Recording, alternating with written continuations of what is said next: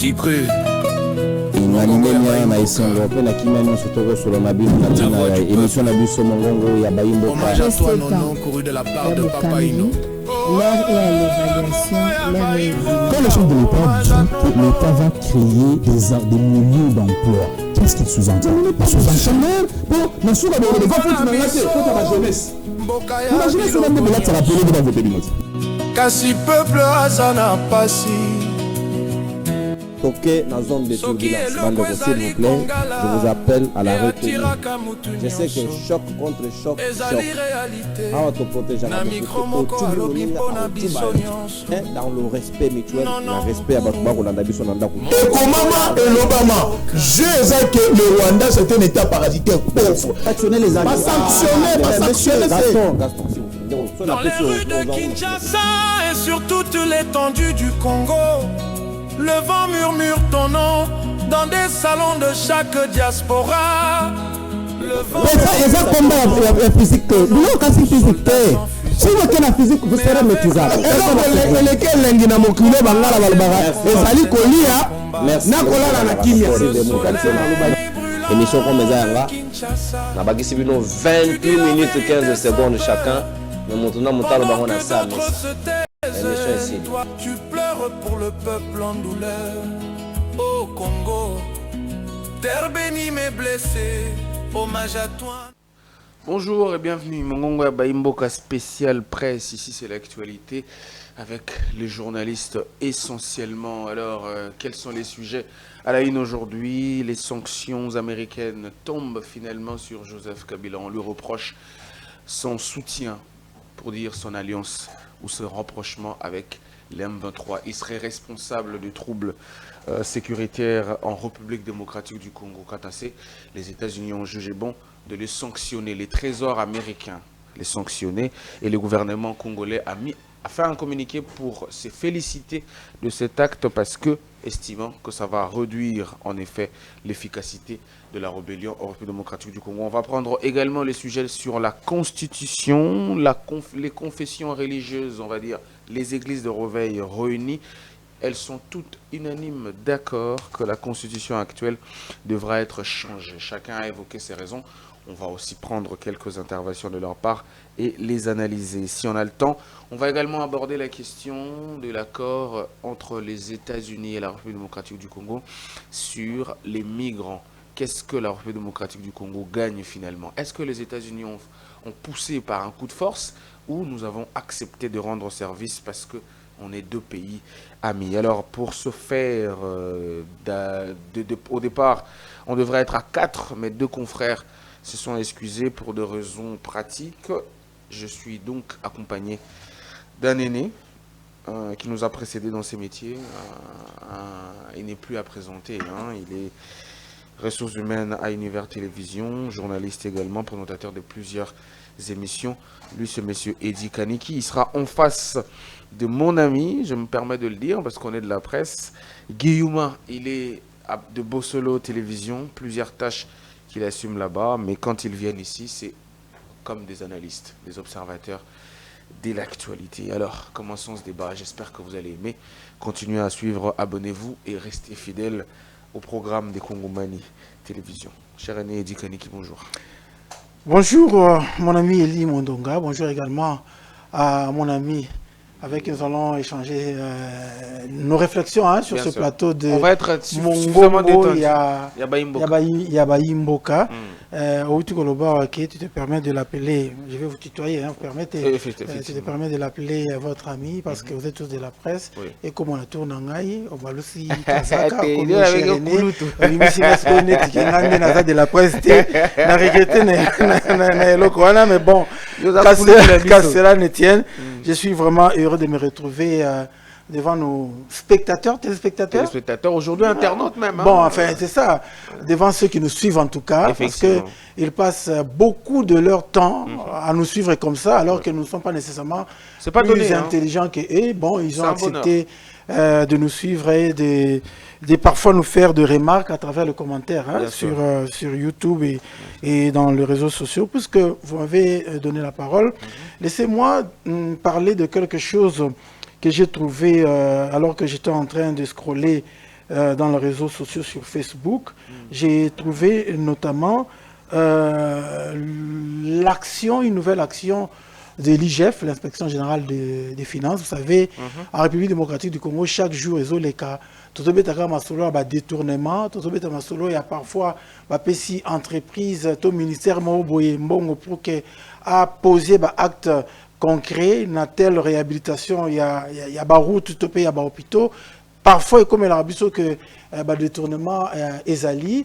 Tobo Sanité, qui est président de la République, a relancé l'IGF et puis a tiré sous autorité naïe, et qui justement pour faire en sorte que l'action, il y a des détournements, etc.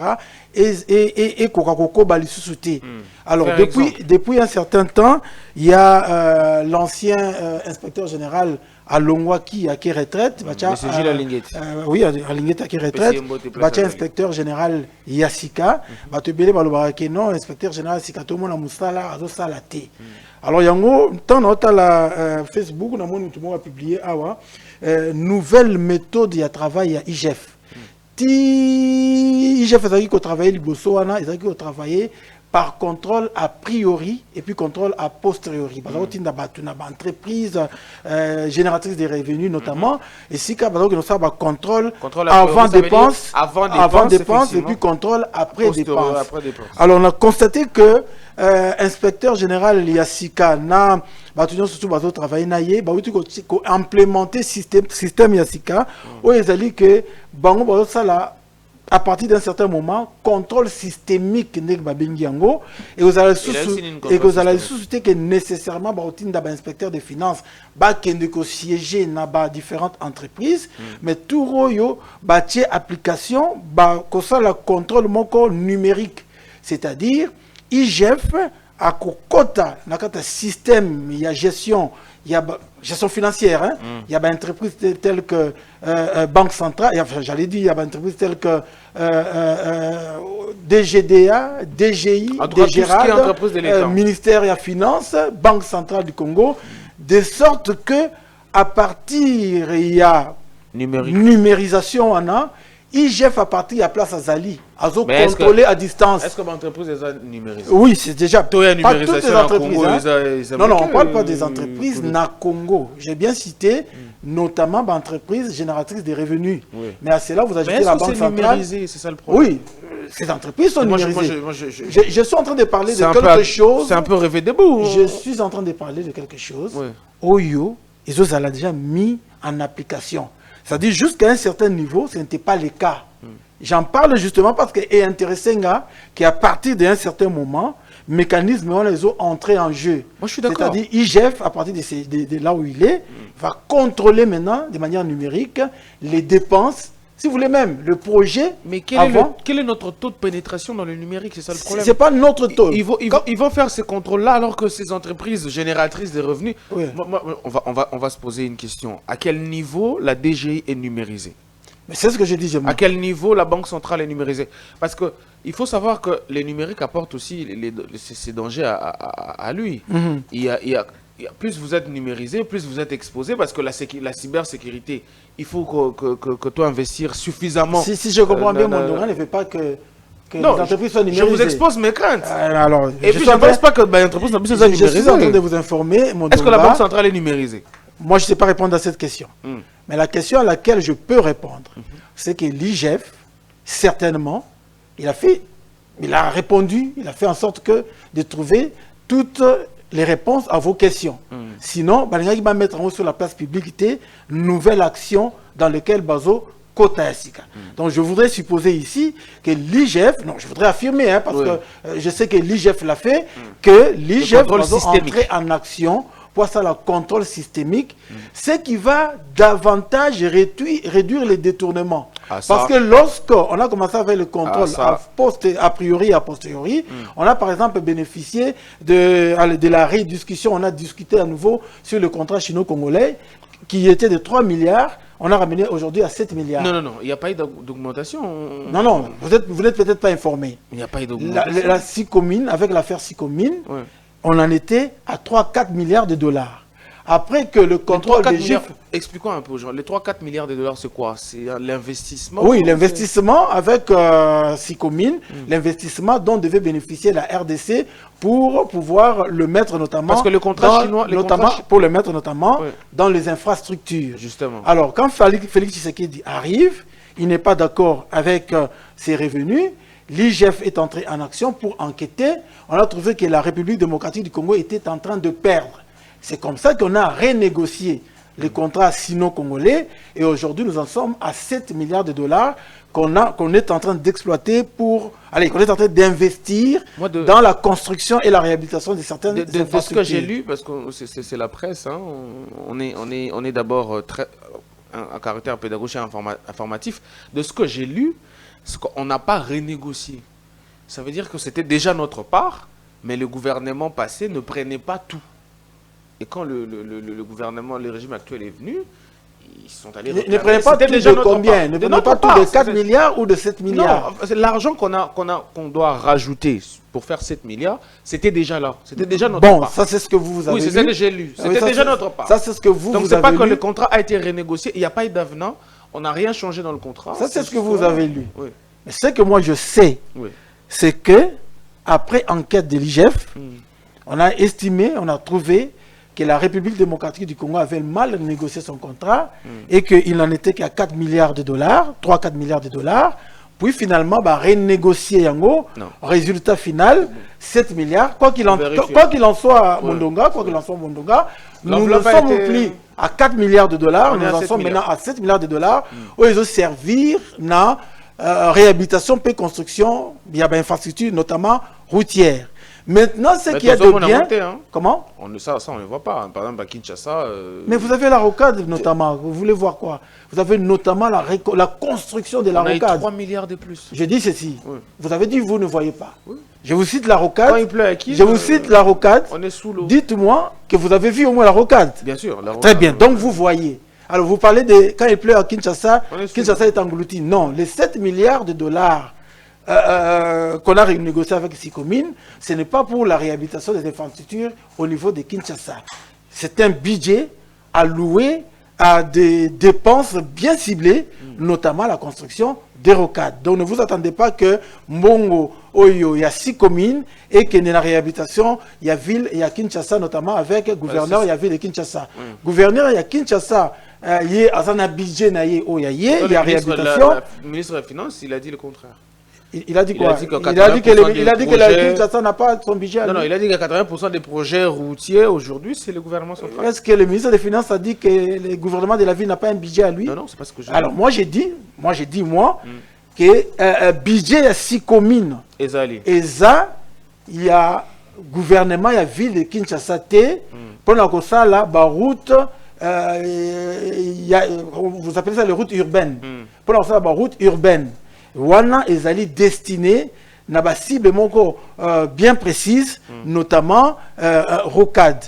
Mais nazali koloba awa parce qu'on intervenant qui nazali koloba awa to sepela na nouvelle façon ya ko fonctionner au ya IGF parce que façon au ya ko fonctionner à kala IGF ezalaki ba kangi muyibi ne ba dénoncer.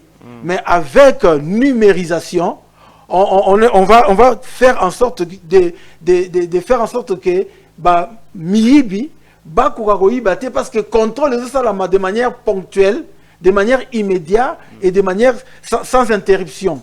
Voyez-vous, j'estime donc que c'est une bonne façon de faire. Ce qui n'a perte, il y a perte, il y a revenu à l'État à une certaine hauteur. On peut réduire comme ça progressivement de 10% à 20% à 30% jusqu'à ce que tu atteindre le détournement le moins possible. Donc, quelque chose donc, à encourager. Merci. Et je pense que les Congolais doivent s'apaiser. D'ici là, le détournement prendra fin. S'apaiser peut-être, mais encourager certainement, parce que moi je pense que le cancer de notre sous-développement, c'est la corruption. Le degré qu'on a atteint avec la corruption fait que voilà, on ne sait pas déclencher ou enclencher les développements. Je peux dire un mot là-dessus. Oui. Le degré qu'on a atteint de la corruption, on ne l'a pas atteint aujourd'hui. Le degré qu'on a atteint de la corruption, on l'a atteint déjà avant que l'actuel régime la Deuxième République n'arrive. déjà avant que l'actuel régime n'arrive, on avait atteint ces degrés-là. Rappelez-vous que Félix Tshisekedi lui-même disait que les degrés qu'a atteint la corruption aujourd'hui, il est tellement grave. On ne l'a pas baissé. Maintenant, aujourd'hui, justement, c'est ce que j'allais dire, on est en train justement de baisser cette corruption. Parce que les scandales parce que on baisse cette corruption, parce que avant, il n'y avait pas de dénonciation. Rappelez-vous que maintenant, il y a dénonciation. Et partout où il y a dénonciation, tacitement parlant, tout de suite, on réduit le degré, parce qu'il y a certaines personnes qui évitent d'être mises à nu, comment on va dire, être exposé devant les consommateurs, ce qui fait que aujourd'hui... Est-ce que vous avez l'impression que ça a baissé? J'ai pas l'impression, on est quand même dans une république où l'ancien ministre des Finances a pris parole pour dire, de manière assez tacite et clairement, tacite, que la corruption existait. Quand il dit que bon, ma projet, Tozwakana, nous, Tokaboli, après, on va voir. Ça, c'est. Eli Mondonga. C'est clairement dire que la corruption. Vous et moi. Oui. Mais Bissom Balé. Conclu, oui. Oui, on a conclu. Bissom Balé. Tozo Lobate, que corruption est sili. Bissom Balé. Et diminuer pété. Ah, on a dit Yozoloba. Mais Naï Nazoloba. Qui est diminué. Que ti ministre Nazoloba, wana. Aloba Bongo. Il a qu'ici déjà dénonciation. Oh, ils allaient cater Liboso. Or, dénonciation, il y a bongo. Tout de suite, ils ont contribué à la diminution, il y a tricherie, la diminution, il y a détournement. Sans qu'on ait que IGF a fonctionné tout le 7 ans au Félix Tshisekedi Azali, on peut comprendre tout de suite que les gens ont bongo mususu, oyo, et qui est détourné, mais par le fait seulement que IGF a ça qui contrôle a priori et a posteriori, et réduire sensiblement détournement. Mais si on bâtit sous contrôle systémique à travers un réseau informatique et que ça, qui est davantage assister à la réduction, il y a détournement, il y a mbongo, il y a banamboka. Merci beaucoup, M. Dikaneki. Cher Guillaume, comment vous allez? Je commence avec vous par une question pour relancer un peu sur l'affaire IGF. Depuis que Jules Aligué était parti, on a l'impression que l'UGF a baissé un peu. Est-ce que c'est une question de communication? C'est-à-dire que Aligué était trop dans la com? Ou c'est vraiment que le nouveau patron de l'UGF, Azo Zouanan Marc Naé, il n'a pas encore commencé à travailler considérablement? Merci. D'abord, bonjour et bienvenue.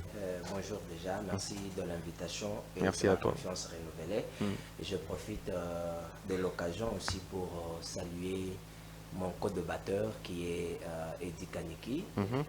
Eddie n'a pas voulu à ce que vous dise de lui qu'il était c'était pour rire. Vous fassiez comprendre aux spectateurs qu'il s'agissait d'un aîné.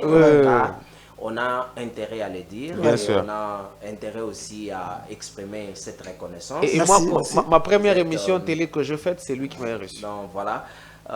Nous autres, et ça fait quelques années qu'on exprimait cette quintessence d'embrasser cette carrière journalistique. En tout cas, vous êtes parmi les gens qu'on a dû regarder, les gens qui nous ont inspirés. Et aujourd'hui, c'est un réel plaisir pour nous et c'est une fierté aussi de voir qu'on partage le plateau avec Eddie, on échange avec Eddie. Merci pour cette humilité-là. Nous accepte comme étant co-débatteur. Bien sûr. Ce qui renvoie à dire que nous en avons quand même un niveau. Bien sûr. Et pour cela, nous ne pouvons que te dire merci. Donc voilà, cela ne peut en tout cas pas manquer de notre part ou de notre côté de ne pas dire aux téléspectateurs ou aux internautes qu'il s'agit là d'un aîné, il s'agit là d'un confrère, mais qui du reste est un aîné. Merci, donc, merci Gaëtan, merci. Non, Guy.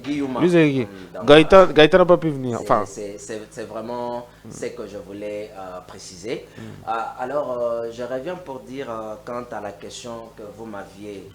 Oui, la question qu'on vous a posée. Fait encaisser tout à l'heure.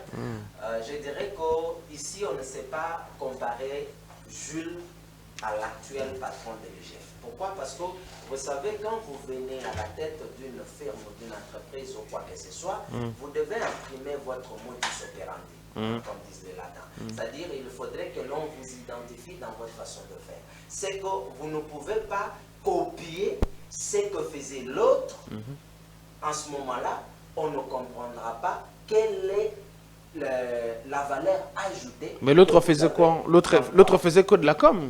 Donc, si je parce qu'il n'y a pas beaucoup d'essais du chef qui ont abouti d'ailleurs. Exactement. Ouais. Parce que Eddie a dit, pendant qu'il était en train de parler, Eddie vous dit qu'écoutez, aujourd'hui, la différence, parce que s'il faut parler de la corruption, il faut parler de détournement, ça ne date pas d'aujourd'hui. Bien sûr, les détournements en République démocratique du Congo datent depuis la Première République. Évidemment. Ça, il faut le dire. Et tout le surtout président, la deuxième. tout le président ou tous les gouvernements qui se sont succédés, ces gouvernements ont toujours été caractérisés par la corruption, les détournements et tout ce qui va avec. Mais aujourd'hui, Eddie vous dit qu'à la seule différence, on sait voir qu'il y a des dénonciations. Mais moi, à ce qui me concerne, là, je suis en tout cas désolé, je ne suis pas d'accord avec Eddie, parce qu'il ne serait pas évident de dénoncer alors que ces dénonciations n'apportent rien. Vous le faites pour quelle fin? Parce qu'on devait dénoncer et sentir qu'il y a changement de par ces dénonciations. Mais par contre, nous assistons à ce que j'appelle, moi, les dénonciations spectaculaires, qui ne vont que dans le sens de pouvoir, n'est-ce pas, non, susciter... enranger la foule. Exactement, enranger la foule. Mais au finish...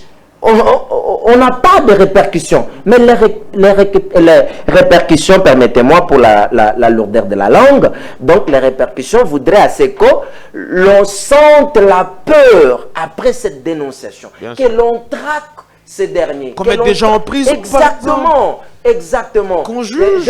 Je ne dis pas que... L'actuel président de Burkina Faso, comment il s'appelle, Traoré. Traoré. Vous verrez que je ne dis pas que c'est un modèle, hein, je ne dis pas que... Heureusement. Mais sinon... Heureusement que vous ne le dites pas. Exactement. Mais sinon, vous verrez que Traoré a eu quand même... à pousser le pion, à mettre la pression dans la gestion actuelle. Bon, lui aussi, il fait beaucoup de com quand même. Bon, en quelque sorte, il y a des éléments qu'il faut prendre en compte. Mais vous verrez qu'aujourd'hui, s'il faut similariser ce que fait l'actuel gestionnaire de l'IGF, contrairement à ce qu'il faisait je pense son prédécesseur, vous verrez que celui-ci a dû quand même rester dans la gestion orthodoxe. Hein? Permettez-moi le terme. Hein? Là, je rejoins directement Eddie pour dire qu'il n'est pas dans la communication, mais il est dans le travail dont le résultat définiront ce qu'il a dû ajouter ou ce qu'il a dû amener, apporter comme valeur ajoutée. Pour te relancer tout petit peu, hein, est-ce que l'IGF a le rôle de la communication, d'abord pour commencer, ou l'IGF a le rôle du contrôle, ensuite de confier les dossiers acquis des droits, je pense par exemple à la Cour de compte. Pourquoi est-ce que, au moment d'Alinguet, on avait l'impression que l'IGF c'était la structure qui à la fois enquêtait et jugeait? Parce que les rapports de l'IGF pouvaient dire Guillaume a détourné. Est-ce que c'est normal? Ou l'IGF, c'est comme un service de conseil? On enquête, on remet les dossiers à la justice? Non, je pense que l'IGF n'a pas ce rôle-là. L'IGF n'a pas le rôle de traquer. L'IGF n'a que le rôle de contrôler et donner... C'est une inspection. C'est une inspection qui n'a pour rôle que le contrôle. Après le contrôle, l'IGF va devoir déposer les dossiers au niveau de la justice, droits. C'est-à-dire c'est acquis de droit de pouvoir maintenant amorcer le démarche les enquêtes, à caractère judiciaire pour pouvoir, n'est-ce pas, mettre devant la personne citée, plutôt à faire en sorte que la personne concernée puisse répondre de faits qui lui sont reprochés. Donc voilà le rôle proprement dit de l'IGF. Mais je ne sais pas. Donc Gilles Alinguet était un peu dans l'exagération, on va le dire. Hein. Bon, mais en quelque sorte, je ne dirais pas que Gilles exagérait, mais seulement la manière, ou soit, c'est-à-dire, on nous avait vendu une IGF qui était devenue comme étant une instance judiciaire. Malheureusement. Trop de communication. Exactement. Malheureusement que l'IGF ne peut pas être comprise dans cette sphère-là. D'autant plus que son rôle est défini et connu de tous. Donc voilà au moins. Et puis un inspecteur, ce qui renvoie à dire que un inspecteur ne fait pas de la pub. Exactement. Ce qui renvoie à dire que la communication, à mon entendement, a été mal orientée. Bien sûr. Certes que l'IGF peut communiquer, mais cette communication doit être une communication bien orientée. C'est-à-dire qui s'inscrit dans le rôle de l'IGF et non sortir dans le rôle de l'IGF pour nous présenter une autre facette de l'IGF de par ce qu'elle n'est pas censée être. Donc voilà au moins ce que je peux dire pour ne pas m'attarder à m'attaquer à la personne de Jules ou soit de l'ancien gestionnaire. Je suis d'accord, je suis complètement d'accord avec toi. On ne dit pas que Jules Alinguet a bien ou mal fait son travail, mais moi personnellement je trouvais qu'il y avait beaucoup de communication pour un service d'inspection. Je trouvais ça tout petit peu exagéré. Alors avant qu'on prenne l'actualité sur les sanctions américaines contre Joseph Kabila, je voulais quand même qu'on fasse un clin d'œil à l'un de nous, un digne fils du pays qui, pendant qu'on tourne cette émission, ce soir va se produire sur le podium du Stade de France pour un très très grand concert qui quand même rentre dans les annales de l'histoire. Lui, c'est Fally Ipupa, comme on l'appelle, hein, l'aigle, le warrior suprême, comme on dit. Alors, on voulait quand même penser à lui, dire de lui combien on est fier et donner surtout des chances. J'espère que tout le Congo sera derrière lui pour le soutenir, quoique ça ne sera pas notre sujet. Mais je voulais quand même dire un mot là-dessus. Je ne sais pas si vous avez un mot. Juste un petit mot. J'allais dire que un grand concert, oui, parce que nous, en RDC, on mesure le grand concert par le plein. Oui. Généralement, chez nous, le grand concert, on le mesure par le plein. Oui, mais quand on joue à un Stade de France, c'est notamment pour faire le plein. Attendez, je suis en train de dire un bon concert, un grand concert, vous disiez, chez nous en RDC, on le mesure par le plein. Même si la sonorisation n'est pas bonne, voyez-vous, tant qu'il fait le plein, c'était un grand concert. Bon, encore que là, c'est au cas où il jouait à Kinshasa. Maintenant, quand il joue à l'extérieur, grand concert, et qu'on s'est limité qu'à Katena plein. Quand on joue à l'extérieur, grand concert, il faut être à la plein, oui, mais plein de qui? Plein, non pas Kaka Yaba Congolais. Il faut être à la plein Yaba Congolais, plus, allez, on va dire comment, des autres nationalités, pour montrer le caractère international de l'artiste. Mais si le plein allez, ce qui ça, le ton d'Issamika Kanaba Congolais, ça ne va pas montrer vraiment le caractère d'artiste international. Mais quand on est artiste international et qu'on joue à l'étranger, il faut qu'on retrouve dans la salle, effectivement, les Congolais, naturellement, en grand nombre, mais surtout et également d'autres nationalités, pour nous démontrer que artiste azobeta, artiste ya ghettoté, c'est-à-dire ya Congo karaté, mais artiste international. Donc, félicitations d'abord à affronter Salwana en 2 jours, à Robert en 2 jours, mais na ko sepela mingi koleka. Ce qui moi n'amboka Fally na kati ya concert na ye ba nationalité ya bamboka pe mususu baza na kati, ce qui est sûr, mais ça souhait pour ngai que ba nationalité ya bamboka mususu na baza la pe na kati ya salle pour démontrer caractère international de l'artiste. En tout cas, ce qui est sûr, je suis sûr que Barozala, parce que je suis sûr dans le sens qu'il s'est quand même distingué en termes de production dans différents pays. C'est-à-dire que c'est quand même un artiste qu'on porte dans différents pays, comme tous les autres aussi. Hein. Il s'est produit en Côte d'Ivoire, en Guinée, un peu partout, comme Ferrego l'a fait, comme Inosbi l'a fait, comme Gaz Mawete l'a fait, en tout cas. Et moi, j'étais personnellement très content de cette union-là quand même de la classe musicale derrière son concert.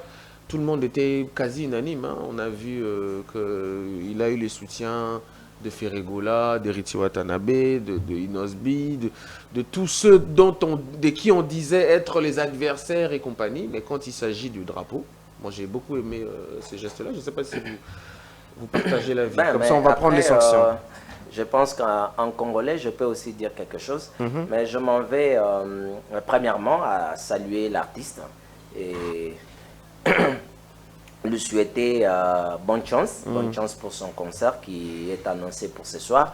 Mais seulement s'il faut compléter Eddie, je dirais Eddie a dit qu'un grand concert est mesuré par le nombre de gens ou de personnes qui s'y amènent. Chez nous, hein, chez nous Congolais malheureusement. Non, partout ailleurs. Partout ailleurs, un grand concert est mesuré en ça. Mais maintenant, moi, j'aimerais dire plutôt qu'un grand artiste ou un grand musicien, on sait le mesurer par sa capacité de réunir la foule. Voyez-vous?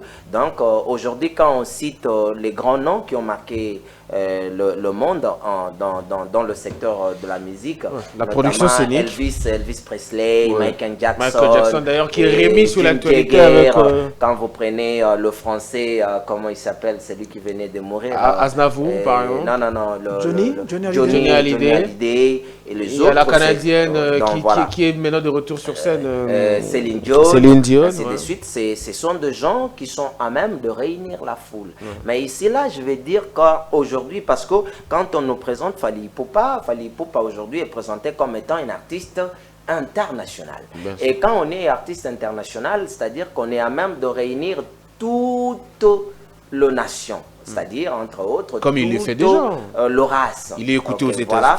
Et donc voilà, aujourd'hui, nous voulons plutôt, parce que la plupart des musiciens congolais, quand ils se rendent en Europe, par exemple, si souvent ils jouent devant la communauté congolaise. Ce sont des Congolais qui mais là, c'est un stade de 80 000. Et puis voilà, mais après, je n'aimerais plutôt pas qu'on s'apaisantisse sur la capacité, parce qu'il y a un débat autour de la configuration. On dirait que l'artiste ne va pas. Et puis moi, le Congolais, on est géniaux, de toute façon. Moi, je n'aimerais plutôt pas qu'on s'attarde là-dessus, mais seulement, tout ce que moi j'aimerais, c'est de voir ce soir Fally, en tout cas présenter dignement le drapeau congolais et présenter avec toute fierté la culture congolaise, c'est ce que nous attendons.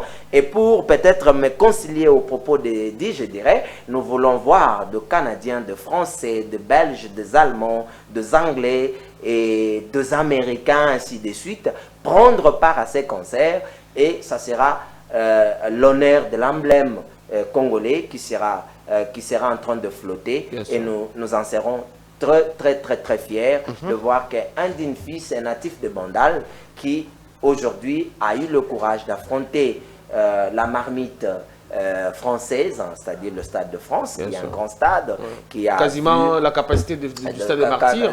Exactement. Sans forcing, ça fait 80 000 places. Donc, bonne chance à lui, et sinon, nous le souhaitons bonne chance et plein succès en tant qu'artiste qui fait la fierté de la musique. Bonne chance à vous. Bonne chance à vous, cher Fally Ipupa.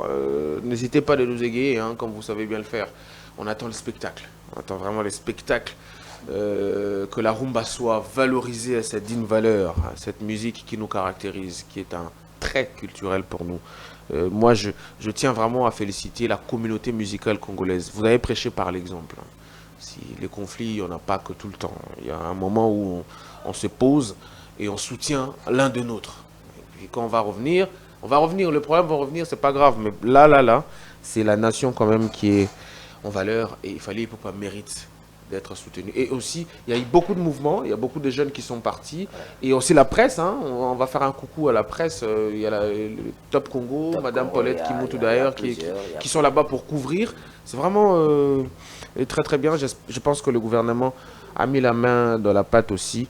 C'est le Congo qui va gagner. Alors, rentrons dans l'actualité. Je ne sais pas si quand Johnny Hallyday joue dans un stade, je ne sais pas si c'est la France qui gagne. Je ne sais pas si quand Pef Didi joue aux États-Unis, je ne sais pas si c'était les États-Unis qui gagnent. Je crois que ce n'est qu'en République démocratique. Je ne sais pas si Céline Dion, quand il jouait dans de grandes salles, c'était son pays d'origine qui gagnait. Sur quoi je ne serais pas d'accord, c'est cette pratique qui commence à à avoir de l'effervescence, hein, qui commence à avoir qui commence à s'imposer. Hein. C'est quoi la pratique? Il s'avère que depuis un certain moment, quand le musicien congolais, c'est-à-dire nos artistes, veulent aller jouer ailleurs, ils en sollicitent l'accompagnement du gouvernement congolais.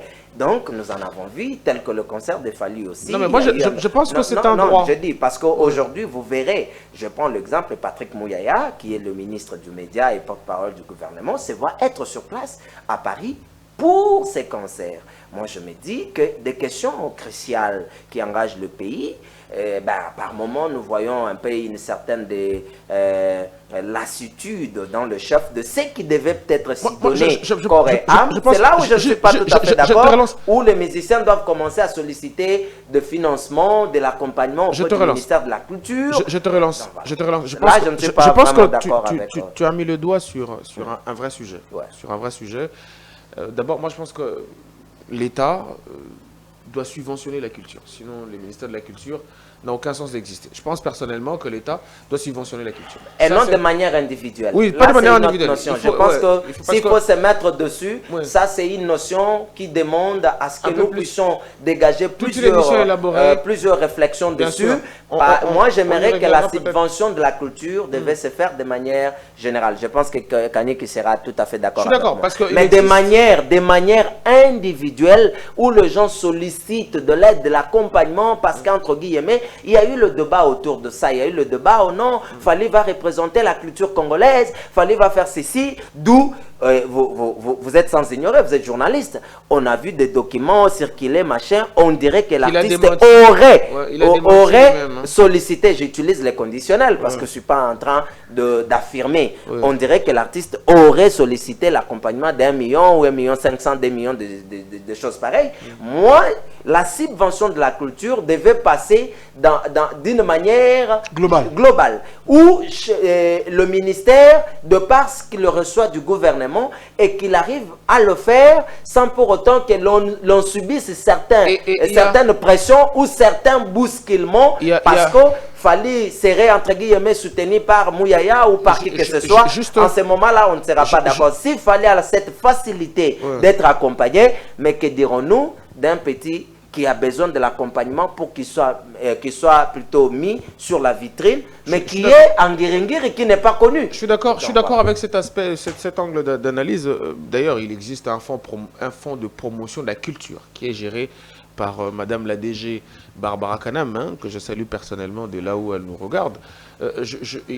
Ça veut dire que l'État a le devoir de subventionner la culture parce que c'est aussi un secteur générateur de recettes. Un secteur générateur. Ouais, l'État doit... Moi, je me rappelle, par exemple, que quand vous êtes cinéaste en Europe, particulièrement en France, quand vous écrivez un livre, un film, vous allez, au niveau du ministère de la Culture, solliciter de fonds pour produire votre film. Et je crois que l'État doit avoir des petits pourcentages qui lui sont revenus parce que de toute façon... Mais il y a un autre point que vous avez soulevé qui me semble, moi, m'interroger, c'est la présence des officiels congolais dans une performance scénique comme celle que va faire Fally Ipupa tout à l'heure. Dans un contexte de guerre, dans un contexte de tension, est-ce que symboliquement, il est acceptable qu'un ministre de la République participe à un concert? Un concert. Symboliquement. Sur le plan humain, il en a tout le droit, hein, mais quand même, ça reste un dépositaire du pouvoir public. Est-ce que symboliquement, ça ne pose pas problème qu'au même moment que nous avons la rébellion, que nous avons de statistiques macabres, on voit un ministre, par exemple, du gouvernement... Alors la question est, est-ce que... Enfin, la question est de savoir, est-ce que le ministre Ngo va participer de manière personnelle, une tweet au perso? Il n'arrête pas d'être ministre. À quel moment il arrête d'être ministre? Il est ministre tout le temps.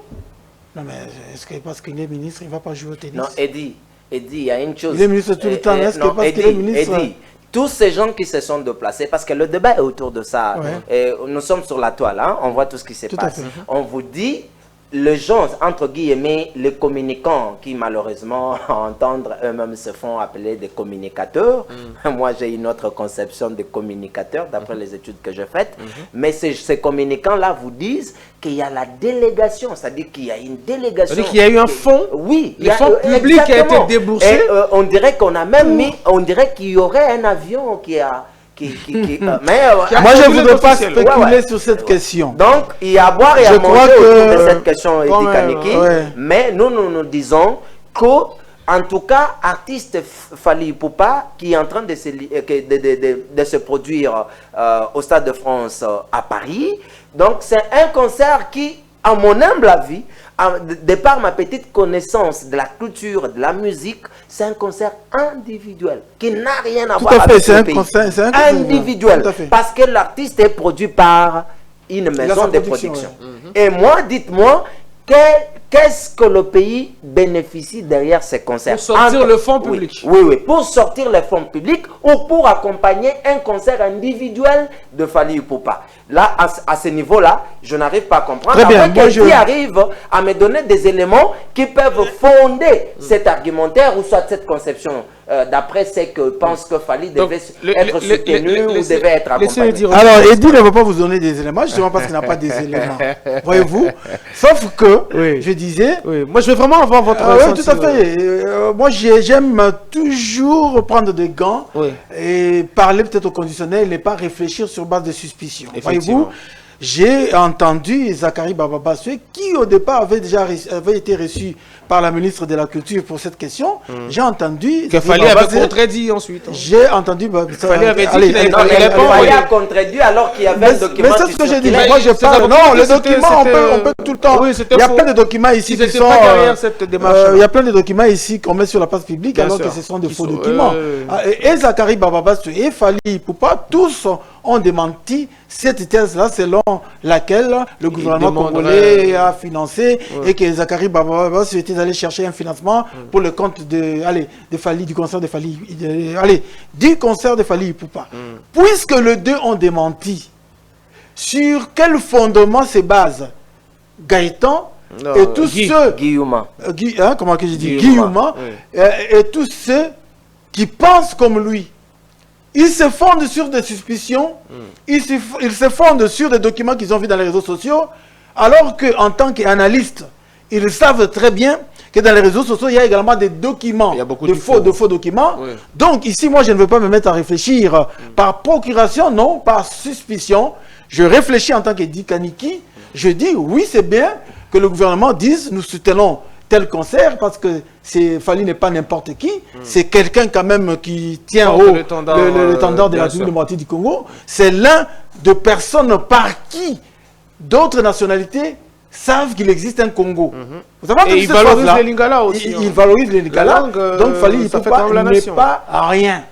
Maintenant, est-ce que pendant les concerts, est-ce que pour le concert de Fally Ipupa, les personnalités politiques, si vous voulez, les membres du gouvernement peuvent se déplacer? Moi je dis, mais pourquoi pas? Mais pourquoi pas? Vous m'avez dit à quel moment ils cessent d'être ministres. Moi j'ai dit, mais tout le week-end, vous n'êtes pas derrière eux pour savoir s'ils sont allés jouer au tennis ou pas. Vous ne le savez pas. N'est-ce pas? Ça c'est du sport. Ça fait normal. Quand il s'agit du sport, c'est normal. Oui, mais c'est le ministre doit faire du sport. Je vous informe. Quand il s'agit du sport, c'est normal. Bah oui. Et quand il s'agit de la musique, c'est pas normal, alors que les deux font partie de la culture. Les deux font partie de la culture. Non, mais cher Eddy, il y a une portée symbolique. Une portée symbolique quand c'est le sport. Je vous en prie. Un concert, c'est quand même de l'amusement, c'est du divertissement. Allez. Le football, c'est de l'amusement ou c'est du sport? C'est du sport. Au sens du sport physique. Non, le football. Je vous en prie, vous allez revenir sur la question.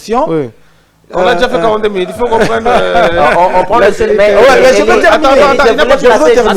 Attends, il n'a pas fini. Vous avez placé dernier mot et puis on va prendre les sanctions. Dire que les autorités, les autorités ne peuvent pas participer à ces concerts, c'est dire que les autorités de la RDC n'ont pas un temps de récréation.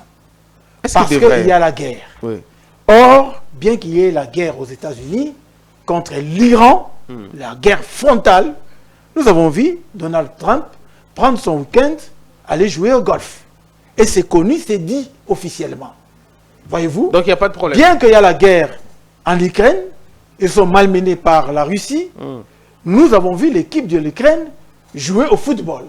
Donc, vivre la guerre dans un pays n'est pas synonyme d'arrêter les autres secteurs de la vie quotidienne, d'arrêter, j'allais dire, le fonctionnement des autres secteurs de la vie quotidienne.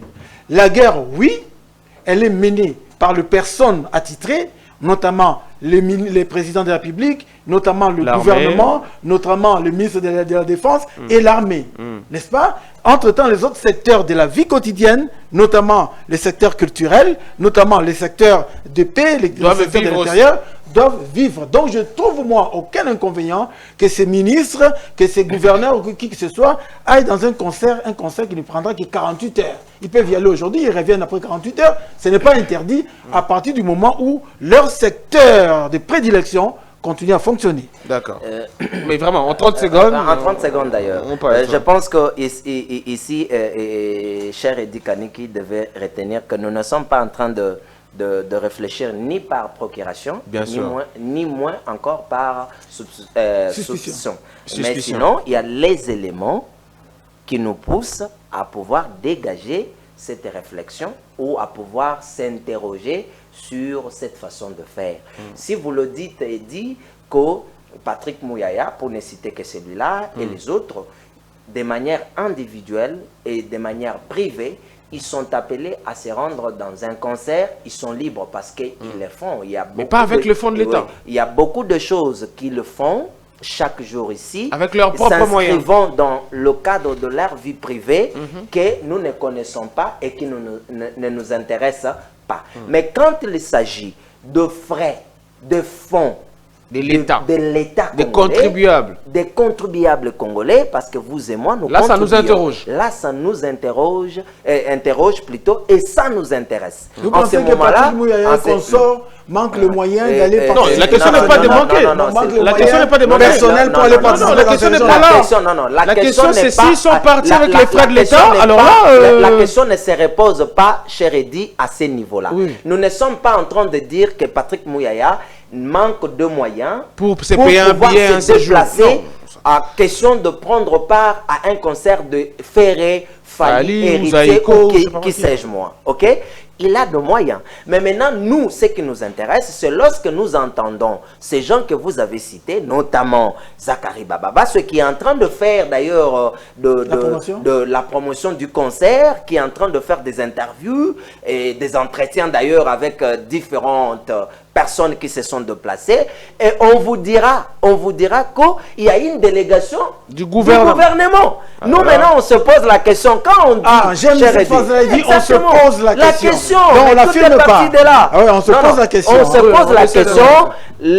La délégation du gouvernement s'est-elle déplacée par... Très bien. Si on se pose la question, il n'y a pas de problème. C'est une question. Parce que nous sommes citoyens, vous et moi, et que la question du Congo nous intéresse. La République nous intéresse. Merci, et moi, personne ne m'interdira plutôt de ne pas m'interroger sur la gestion, sur le fonctionnement et aussi sur les actes posés par le gouvernement congolais. Moi, je dit, c'est en ce moment-là que je ne serai pas d'accord avec vous lorsque vous dites que ça serait une façon de réfléchir par procuration. Non, pas par procuration.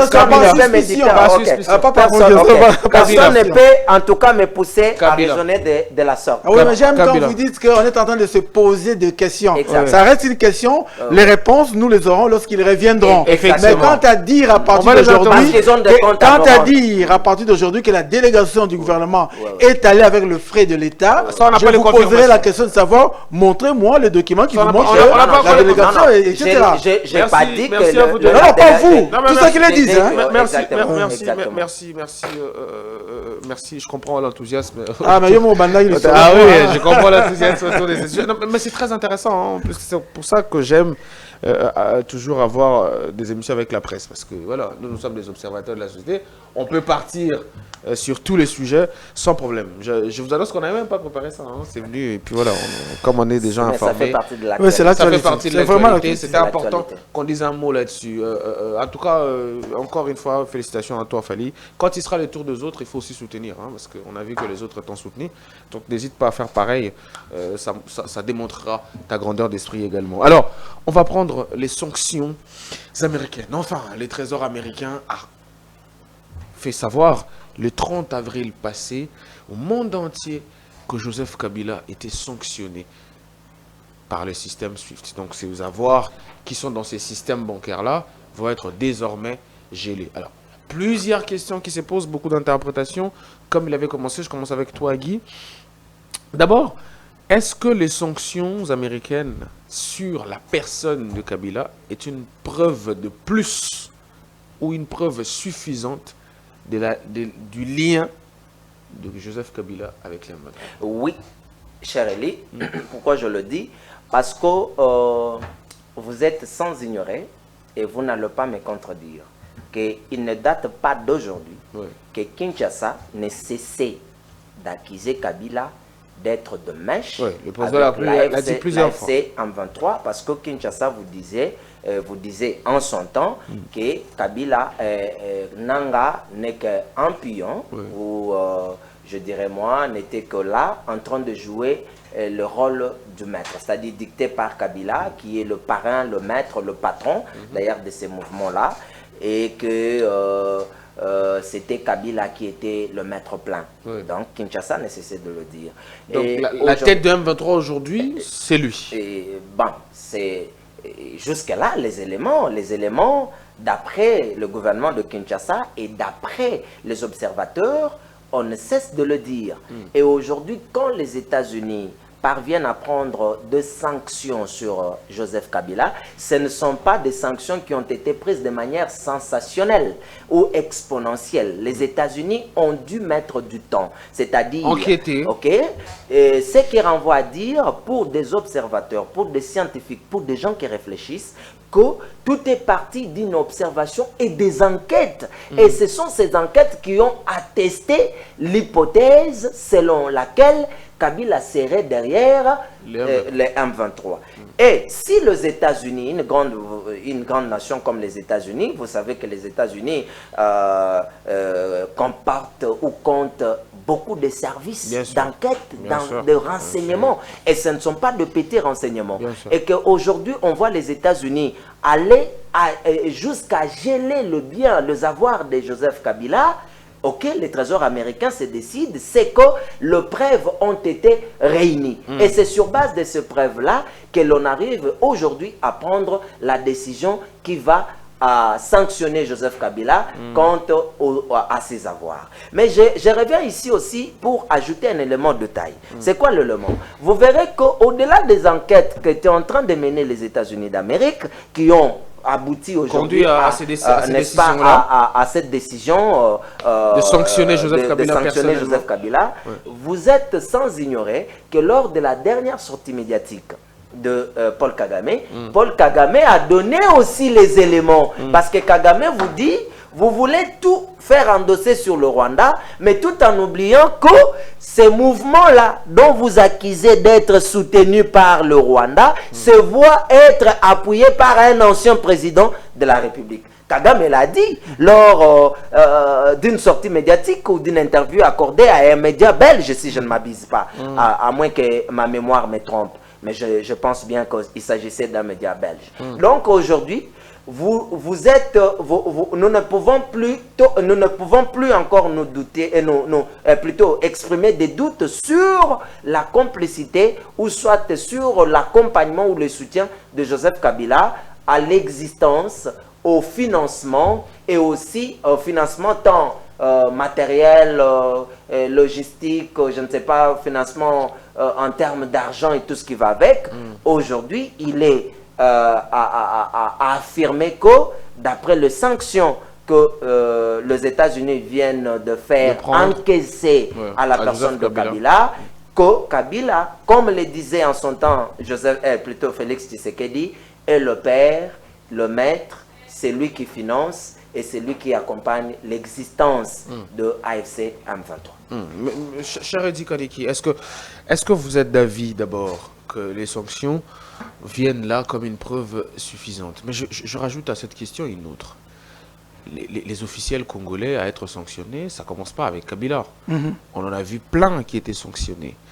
Et ensuite, je parlerai même de Lambert Médé, de l'ancien vice-président de la CENI, qui est aujourd'hui le premier vice-président du Sénat, carrément. Lui-même, Corneille Nangaa est sous sanction, ça ne lui a pas interdit de commencer une rébellion.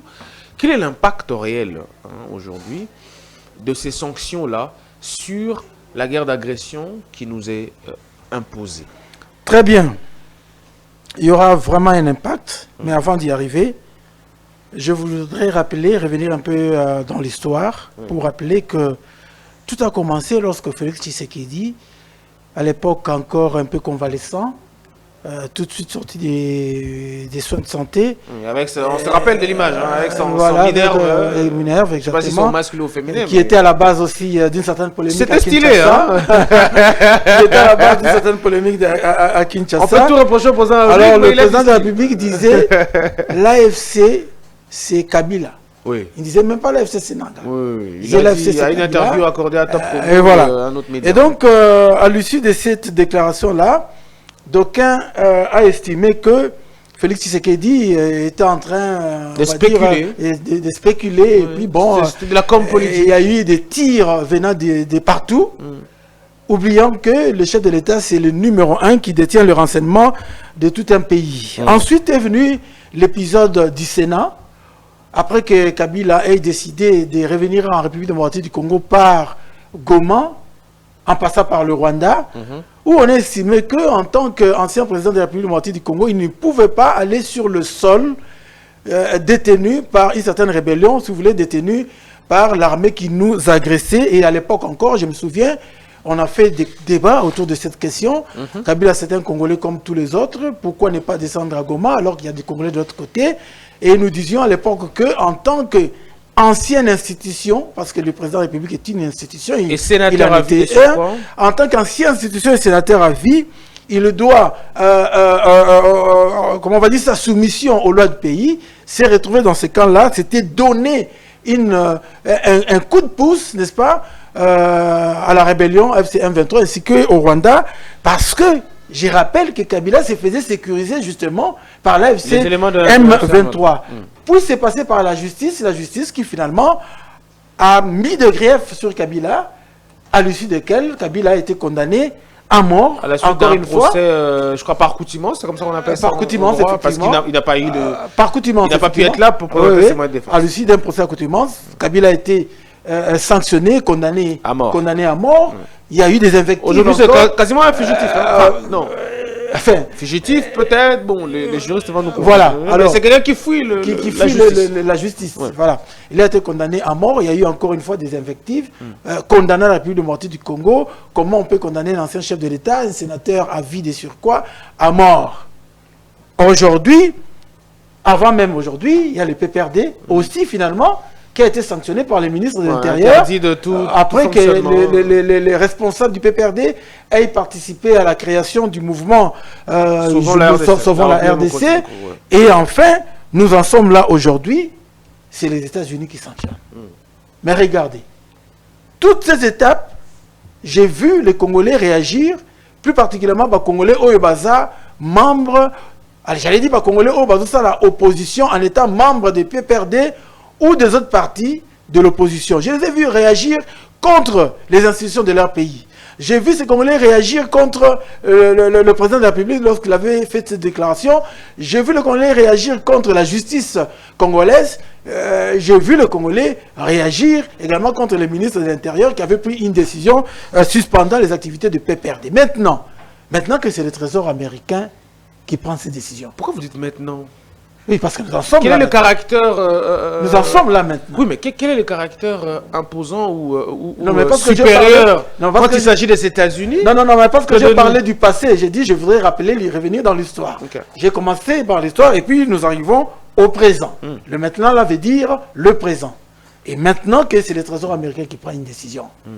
J'allais vous poser une question, mais je ne vous la pose pas. Je pose la question des spectateurs. Je peux répondre. Allez, est-ce que vous avez vu les caciques du PPRD, le communicant du PPRD, pour emprunter, n'est-ce pas, les termes que vient de donner tantôt notre ami? Est-ce que vous avez vu le communicant du PPRD ou de l'opposition sortir de leur cachette pour venir s'attaquer au Trésor américain? Il y en a eu quand même. Moi, je n'en ai pas vu. Mais en tout cas, pas de manière considérable, comme quand c'était le cas de notre tribunal. Ils ont réagi. Et ils ont réagi en disant que c'était une décision influencée par le oui, on a dit que... Alors, maintenant, les États-Unis font les yeux. Allez, maintenant, cette réaction est-elle froide? Et j'estime que les États-Unis ont dû cautionner maintenant la dictature que Tshisekedi est en train d'installer. Très bien, très bien. Les États-Unis ont cautionné cette dictature. Mais au moins, nous constatons, c'est pas pour rien que je suis revenu dans le passé, nous constatons qu'il y a eu vraiment une chronologie de faits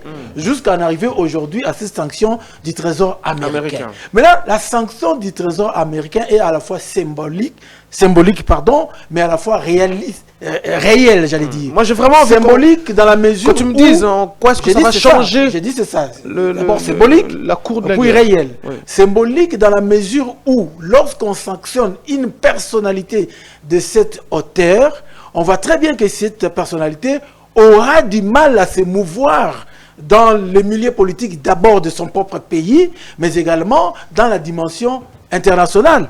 Dis-moi, une personnalité qui est reconnue comme telle, reconnue comme étant une personne sanctionnée par le Trésor américain, quelle transaction pourra-t-il encore effectuer en devises, particulièrement en dollars? Je voudrais rappeler que la sanction n'atteindra pas seulement Joseph Kabila, atteindra également la personne qui voudra faire des transactions avec lui. Voyez-vous? Donc on interdit non seulement Kabila à avoir des transactions en dollars avec X personnes, mais également à l'inconnu. En fait, on interdit à tout inconnu de faire des transactions avec Joseph Kabila. Oui, mais est-ce que Joseph Kabila, il a des avoirs si vous, en dollars, par exemple, vous étiez en transaction commerciale avec Joseph Kabila, sachez qu'à partir du moment où cette décision a été prise, vous arrêtez tout de suite vos transactions avec lui. Mais à ce niveau de responsabilité... Quel effet maintenant? Pardon, est-ce qu'à ce niveau de responsabilité, Kabila fait encore des transactions à son nom propre? C'est ça mais aussi oui, la question. Parce que rappelez-vous qu'on a sanctionné Poutine. Mais le gars a continué à fonctionner. Non, mais on n'a pas dit que quand on Au point que sur le nom de Poutine, il n'y a même pas de fortune. Il n'a même pas de compte en banque. En son nom propre. On n'a pas dit que quand on vous sanctionne par les trésors américains, vous arrêtez de fonctionner. Oui. Parce que votre richesse ou votre épargne, vous ne l'avez pas mis que en monnaie américaine. Vous avez des transactions, vous avez votre épargne également dans d'autres monnaies. Donc vous allez continuer à fonctionner. OK? Mais seulement, on vous a amputé d'un bras. N'est-ce pas? On vous a amputé d'un bras qui est le fonctionnement à travers la devise américaine. Voyez-vous? Or, nous avons, oui, entendu que Kabila, c'est l'AFC. Donc c'est Kabila qui fournit le moyen, Kabila notamment, qui fournit le moyen à l'AFC M23. Ça veut dire qu'en coupant Kabila de ses ressources en dollars ou en devises américaines, on coupe une certaine dépense, on coupe une certaine approvisionnement, un certain financement à l'AFC M23. Maintenant, du point de vue psychologique, pensez-vous, Elie, que si vous avez un compte en banque où vous avez réservé vos moyens en devises américaines et qu'on vous disait aujourd'hui vous ne pouvez plus fonctionner avec ces devises-là, pensez-vous que du point de vue psychologique, vous allez être en bonne santé?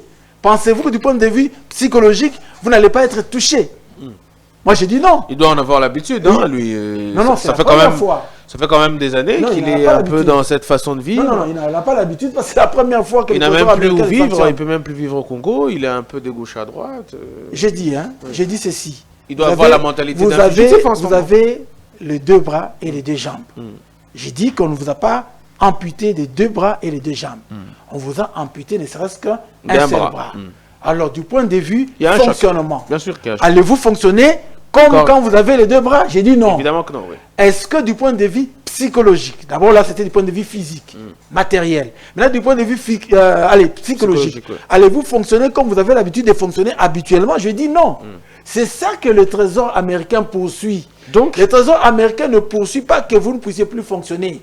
Elle n'est pas bête. Et c'est que les gens fonctionnent à partir de comptes ouverts sous le nom d'autres personnes. Mais au moins, on vous attaque psychologiquement, on vous attaque on vous sanctionne, hein, psychologiquement, on essaie de vous déstabiliser matériellement, en gros. Et à partir de ce moment-là, vous êtes déstabilisé. D'ailleurs, tantôt, ce qu'il est en train de révéler donc, si tu montre pratiquement que Kabila est déstabilisé en disant que c'est Félix Tshisekedi qui a travaillé pour en arriver là-bas. Mais là encore, je dois dire un mot.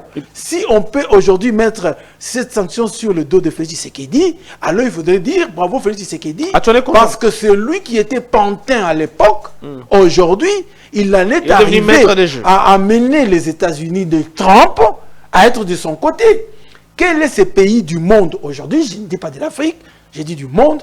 Quel est ce pays du monde aujourd'hui qui veut avoir Trump sur son dos? L'Iran. Ça n'existait pas. Ah, l'Iran, par exemple. Tous les pays du monde, y compris la Russie, tous les pays du monde veulent être du même côté que Poutine. Que je dis, du même côté que Trump. Plus beaucoup. Regardez. Plus beaucoup. Regardez. Même l'Europe est en train de se solidariser. Non. Ils veulent être du même côté que Trump parce que regardez, aucune mesure, aucune sanction n'a été prise à l'encontre de Trump alors qu'il est en train de faire tout ce qu'il veut sans passer notamment par les résolutions des Nations Unies. Oui, regardez, même Poutine, on a attaqué l'Iran alors que l'Iran, c'est son allié traditionnel, la Chine également. Trump attaque, mais ils ne font rien. Ça veut dire que le monde entier aujourd'hui voudrait très bien avoir Trump de leur côté. Et si aujourd'hui Félix Tshisekedi est arrivé là, ça veut dire que Kabila a reconnu aujourd'hui que Félix Tshisekedi a sorti la carte mère, et cette carte mère a amené non seulement Trump pour exercer avec lui l'exploitation de manière valeureuse de nos richesses, mais également amené Trump de son côté pour lutter contre tous ceux qui se mettront au travers de Félix Tshisekedi. Donc, si je te comprends dans bien, le sens de la gouvernance. Si je te comprends bien, pour résumer, les sanctions sur Joseph Kabila, qui prétendument est l'un des bras financiers de la rébellion, va déstabiliser cette rébellion parce que les financements souffrira quand même, si pas d'arrêt, mais au moins d'un circuit beaucoup plus compliqué pour parvenir. En tout cas, du point de vue psychologique, oui, parce que on va dire que maintenant, non, pas tellement. Si hier il donnait en dollars, il va devoir. Non, pas tellement. Pas tellement, parce que ça fait déjà plus d'une année, plus de 2 ans, je crois, que Nanga est à ce poste-là de rebelle en chef. Voyez-vous. Donc, ils ont déjà exploité les minéraux de ces secteurs-là. Ils se sont déjà fait assez d'argent pendant tous ces temps ici. Et donc, on va dire que les ressources comme telles au moment actuel ne proviendraient pas nécessairement de la poche des Kabila parce qu'ils se sont déjà fait assez de moyens pour soutenir les rébellions. Donc, il faudrait vraiment attendre encore beaucoup trop de temps pour que cette rébellion soit déstabilisée du point de vue financier au regard de la sanction infligée à Kabila. Ces derniers ont déjà la poche, vivent de la poche de Kagame, ils vivent de la poche des minéraux congolais.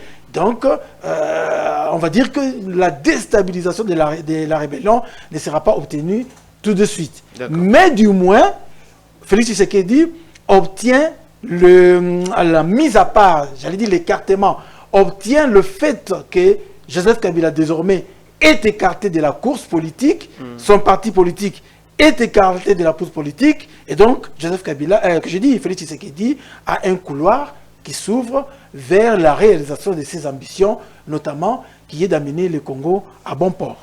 Guy Youma, vous allez réagir sans doute à ce qu'a dit tout à l'heure.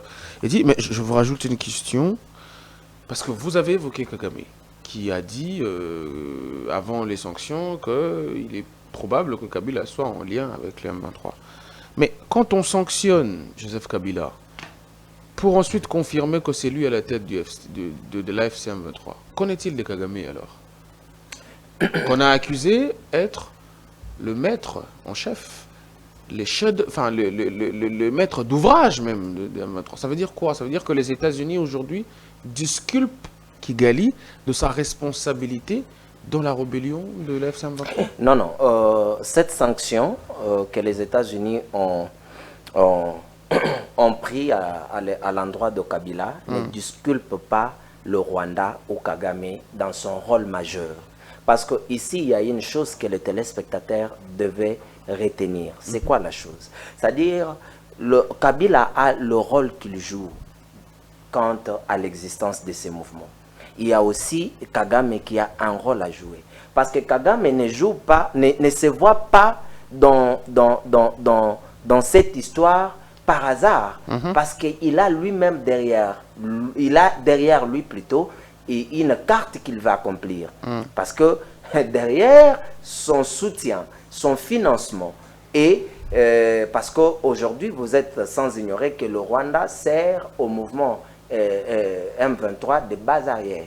Parce qu'aujourd'hui, le mouvement M23 ne peut jamais exister sans le Rwanda. Parce que le Rwanda sert de base arrière pour le mouvement AFC M23. Voyez-vous? Et alors, quel est le rôle de Kabila? Parce qu'il faudrait que le Rwanda se cache derrière l'AFC M23 pour vous dire, écoutez, il ne s'agit pas là de Rwandais, mais il s'agit de Congolais qui ne sont pas d'accord avec la gestion de Kinshasa, c'est-à-dire avec la gestion de Tshisekedi.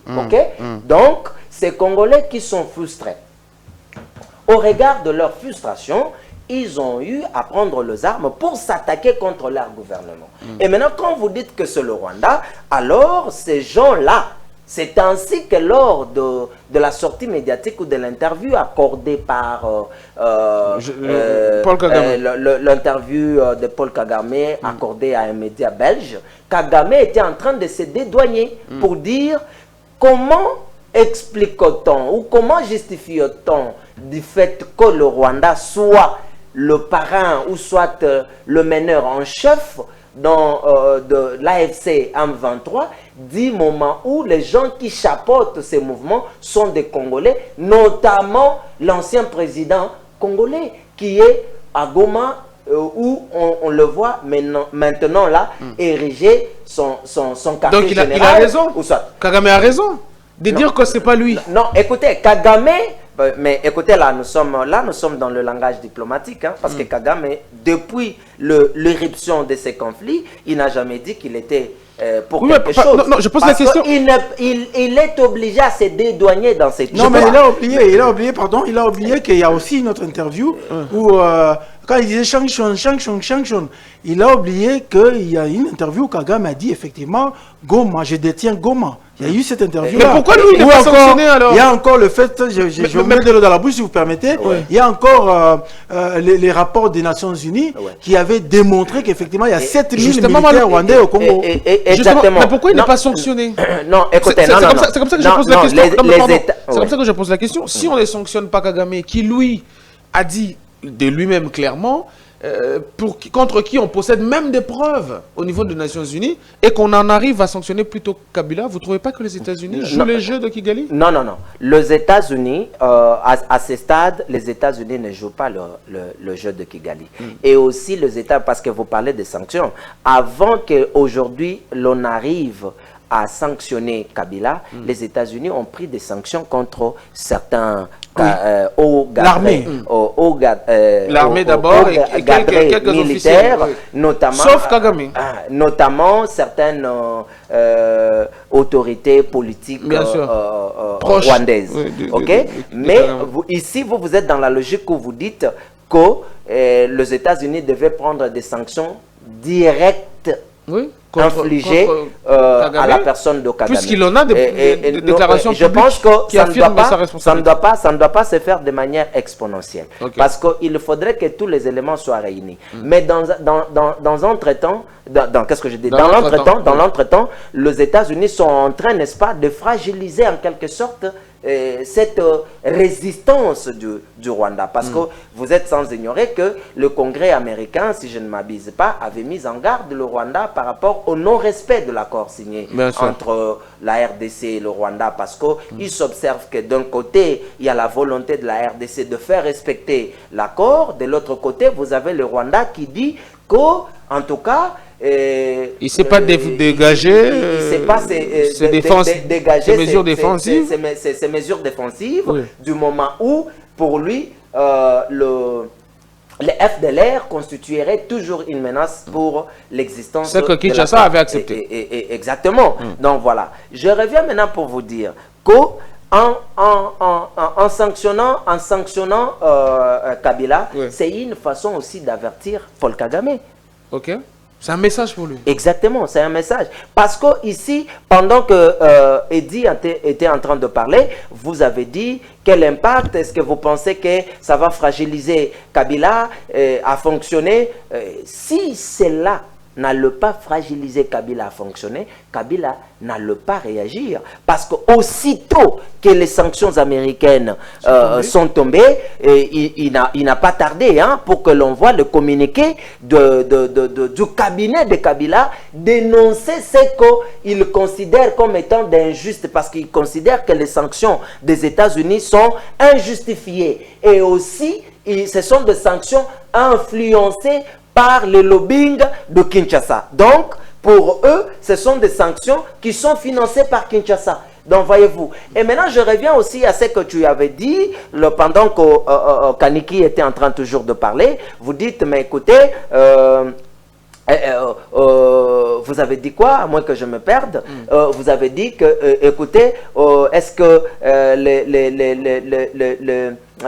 les trésors américains, en prenant ces mesures, ils ont eu à réunir toutes les preuves qui démontrent de la connivence de Kabila, qui démontrent à suffisance la connivence de Kabila avec l'AFC M23 ou son approche directe, son approchement plutôt direct à ces mouvements.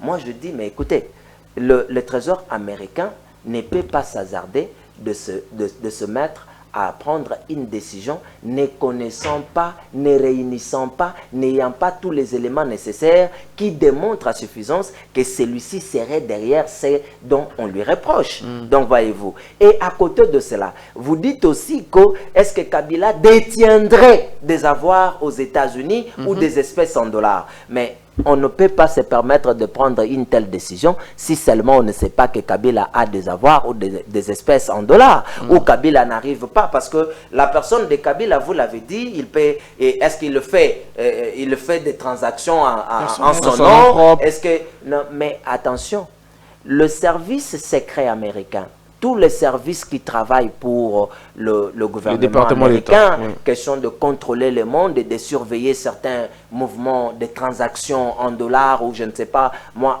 en d'autres monnaies étrangères, savent qui Kabila coopère avec ou qui Kabila ne coopère pas avec. C'est-à-dire, en se mettant sur cette logique-là et en prenant une telle décision, on sait comment on doit étouffer ces messieurs. Donc les sanctions ne sont pas sans impact.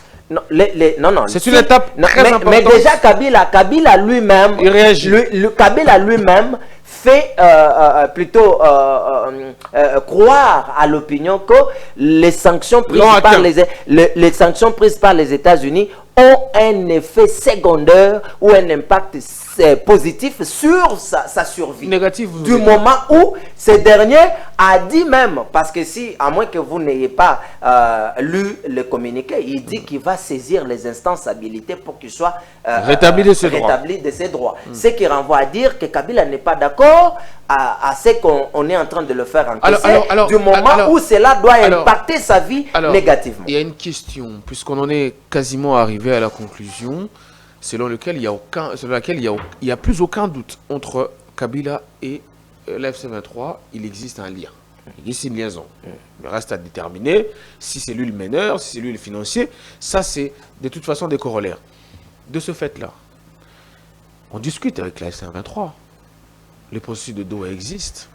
Ça veut dire qu'on discuterait avec Kabila alors. C'est ça la logique. Si on discuterait avec Kabila, je vous rajoute, si on discuterait avec Kabila, quelle est réellement l'importance de ces sanctions?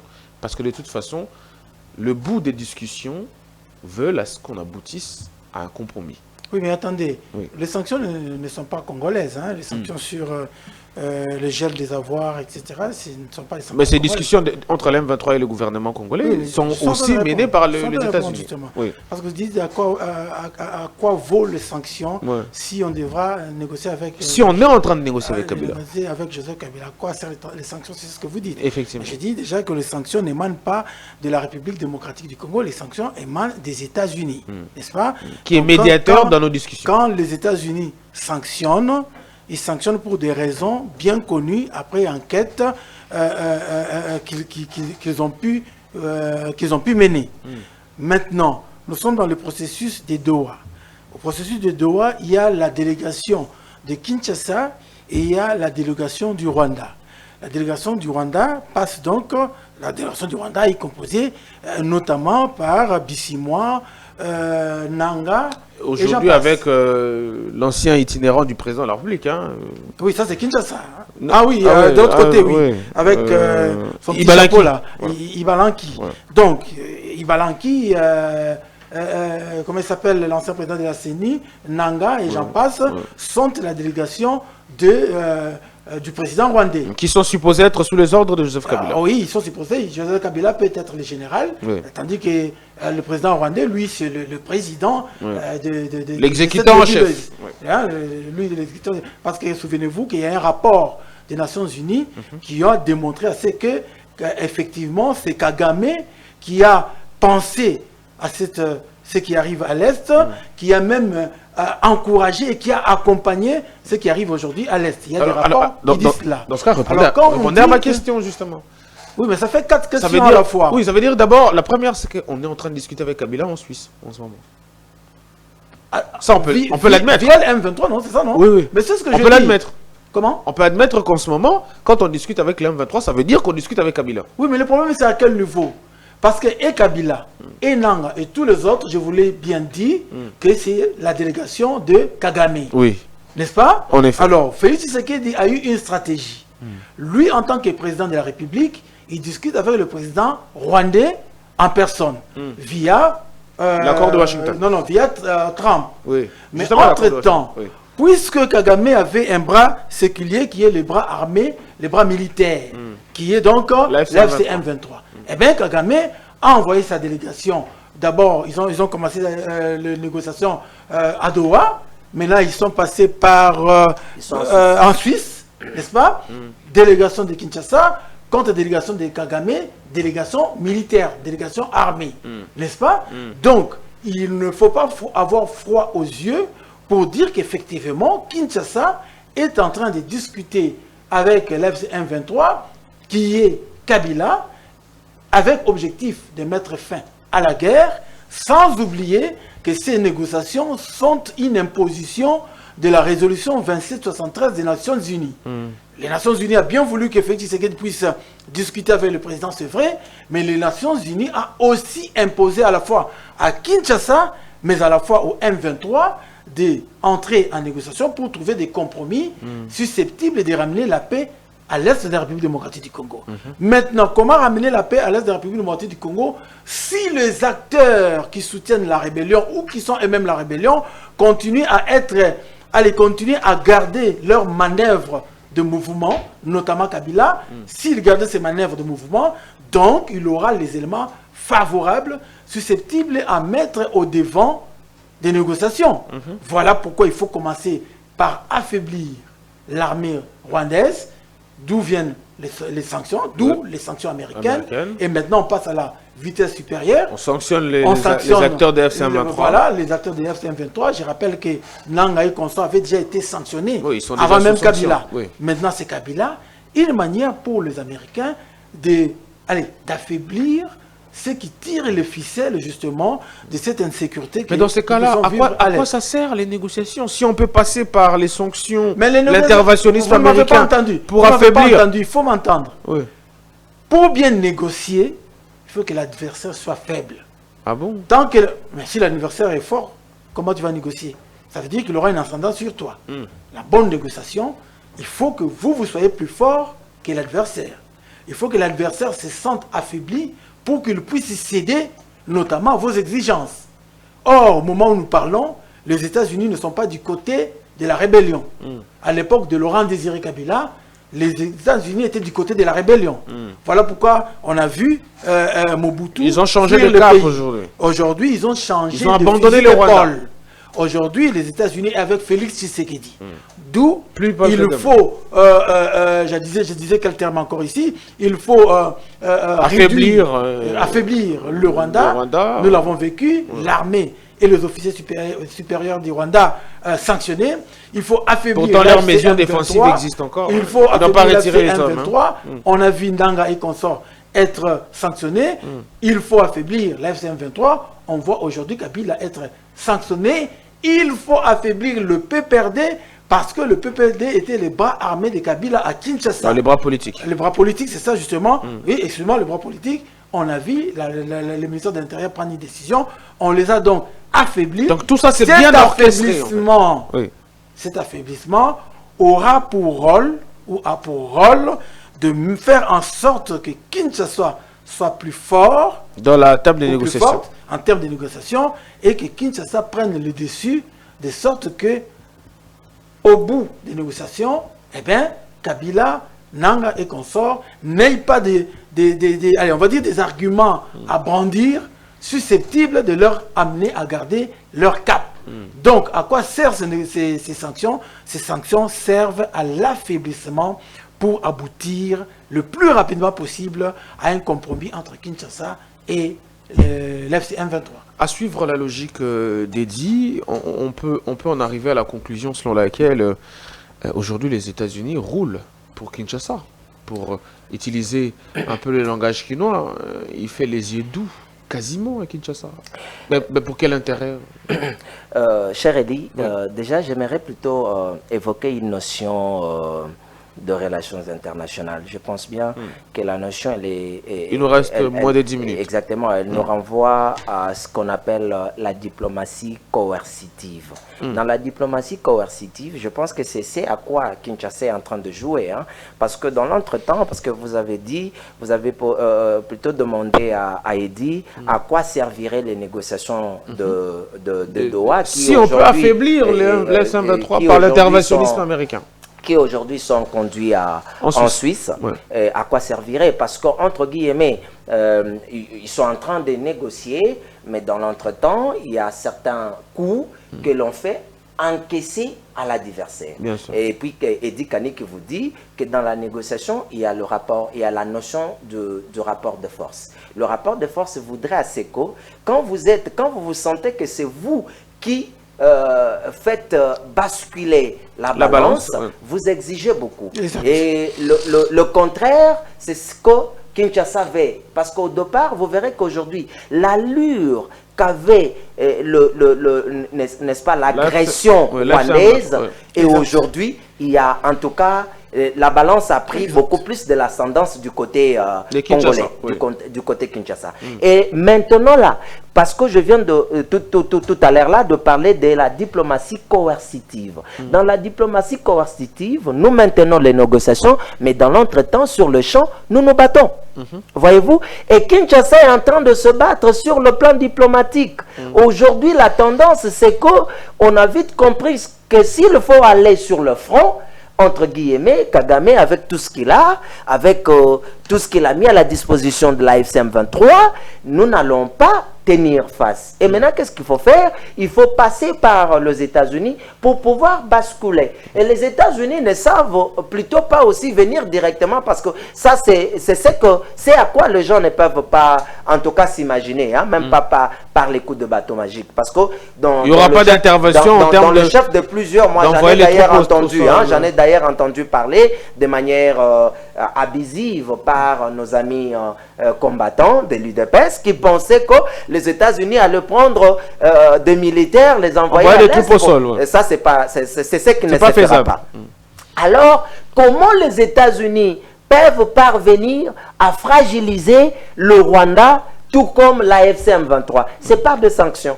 Parce qu'aujourd'hui, vous êtes sans ignorer que le Rwanda a une coopérative militaire avec les États-Unis. Et aujourd'hui, si les États-Unis prenaient la décision de couper cette coopérative, c'est fini, c'est le Rwanda qui est par terre. Et il égard à cela, et les États-Unis ne peuvent pas aller vite en besogne. C'est ainsi que vous verrez que le pays de l'oncle Sam est en train de mener des actions en faveur des États-Unis, plutôt de la République démocratique du Congo, via certains accords, parce que hormis l'accord signé entre Rwanda et et la RDC, l'accord de paix, la RDC a un accord économique avec les États-Unis, lequel accord donne beaucoup de prérogatives. C'est ça l'intérêt américain. Mais écoutez, nous sommes, c'est dans le win-win. Hein? Aujourd'hui, il ne faudrait pas l'ignorer. Hein? Tshisekedi a vite compris que, écoutez, mais il est en train de jouer sa carte. Sa carte aujourd'hui, c'est que Tshisekedi veut se maintenir au pouvoir. Alors, et maintenant, pour y arriver, qu'est-ce qu'il faut? Et pour y arriver, les Américains ont besoin de minerais stratégiques.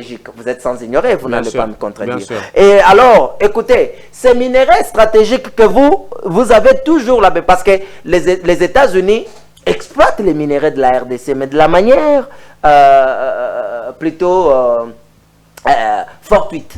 Ok?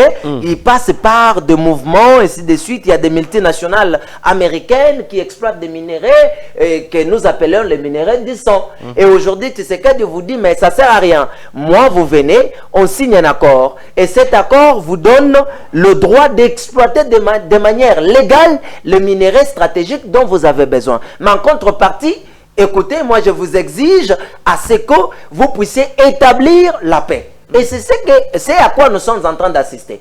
Parce que Kabila, on vient tout d'abord de les discréditer sur l'échelle internationale. Les sanctions qu'il a encaissées. Parce que Kabila, vous verrez qu'à un certain moment, Kabila avait encore le soutien des pères africains. Je vous relance.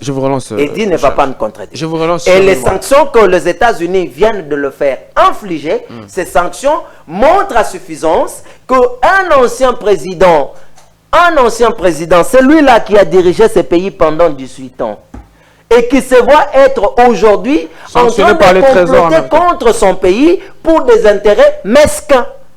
Donc ça discrédite ces derniers. Mais alors, cher Yuma, si vous dites ce que vous dites, si l'on comprend que les États-Unis aujourd'hui et Kinshasa marchent ensemble parce que la diplomatie coercitive, comme vous le dites si bien, de Kinshasa a fonctionné, vous n'avez pas peur qu'au nom des grands intérêts américains sur la République démocratique du Congo, nous rentrons là dans une relation d'impératrice, un peu, j'ai envie de dire, qu'on revienne nous-mêmes sous la table de la colonisation? C'est pas un peu impérieux, cette relation qu'on a avec les Américains? Je ne dirais, en tout cas, je n'embrasserai pas cette hypothèse-là, mais je ne suis pas dans le secret de Dieu. Parce que le problème, c'est qu'il faut d'abord partir, comprendre le contenu, le sens de l'accord secret, s'il existerait, entre la RDC et les États-Unis. Cet accord parce que là, secret, on en est